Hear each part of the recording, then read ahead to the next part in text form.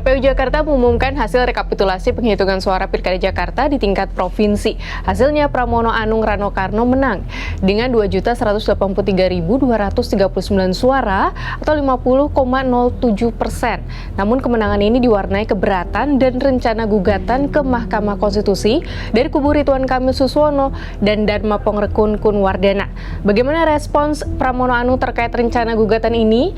Lalu apa tahapan berikutnya sampai pelantikan Pramono Rano menjadi Jakarta 1 dan 2. Selalu berpandangan, berprasangka positif.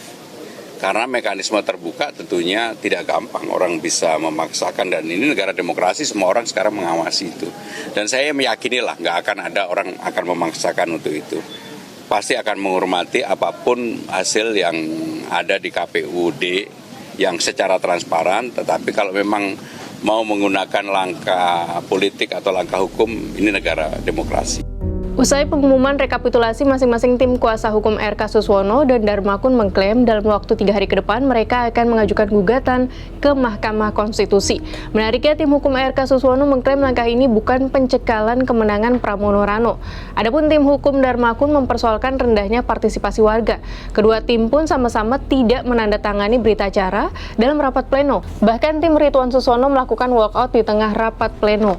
Kami akan tetap pada koridor dalam 3 hari waktu, 3 hari yang akan kami jalani ke depan untuk persiapan bagaimana kami mampu membuat laporan atau pendaftaran registrasi terhadap kasus ini kepada Mahkamah Konstitusi.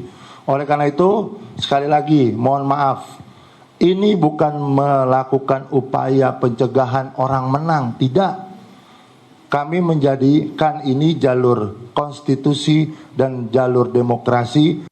Sekarang partisipasi masyarakat sangat rendah, jadi kami menganggap bahwa penetapan hari ini tidak mendapatkan legitimasi masyarakat secara keseluruhan, karena hanya di sebagian kecil masyarakat Jakarta aja. Jadi kami menganggap bahwa penetapan hari ini tidak mendapat legitimasi yang penuh dan utuh karena tidak mencapai quorum menurut kami dari masyarakat Jakarta. Itu sih. Tentunya kami akan menggunakan hak kami ya untuk menempuh jalur hukum ke Mahkamah Konstitusi. Sementara itu, Ketua Divisi Teknis Pemilu KPU DKI Jakarta, Dodi Wijaya menyebut pelaksanaan Pilkada Jakarta 2024 telah sesuai dengan ketentuan peraturan perundang-undangan. Tidak ada pemungutan suara ulang karena pengawasan melekat. Ia juga menyebut jika rapat pleno rekapitulasi sah dan legitimasi tidak ada masalah karena ditandatangani ketua dan anggota KPU Provinsi dan Bawaslu. Nah, ini bagian yang penting. KPU Jakarta menghormati sikap pasangan calon. Adapun penetapan ini bisa menjadi objek sengketa di Mahkamah Konstitusi jika ada pasangan calon yang akan mengajukan sengketa perselisihan hasil. Oleh karena itu belum ada penetapan gubernur dan wakil gubernur terpilih. Begitu juga penetapan adanya putaran kedua Pilkada Jakarta 2024.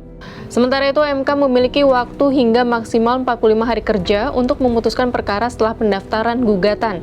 Hal ini bertujuan memberikan kepastian hukum atas hasil pilkada. Setelah proses penyelesaian sengketa selesai atau setelah MK memastikan tidak ada gugatan yang diajukan, KPU menetapkan pasangan calon terpilih. Penetapan ini dilakukan paling lambat 3 hari setelah pemberitahuan resmi diterima. Tahap ini menjadi landasan bagi pengesahan administrasi calon terpilih sebagai kepala daerah yang baru. Jadi kita tunggu 3 hari ke depan hingga Rabu 11 Desember apakah gugatan tim RK Suswono dan Dharmakun benar-benar diajukan ke MK dan memenuhi syarat. Jika berlangsung, paling tidak waktu gugatan akan sampai pertengahan Februari 2025. Bagaimana warga Jakarta? Sabar menunggu, sedikit mundur dari jadwal pelantikan seharusnya 7 Februari 2025.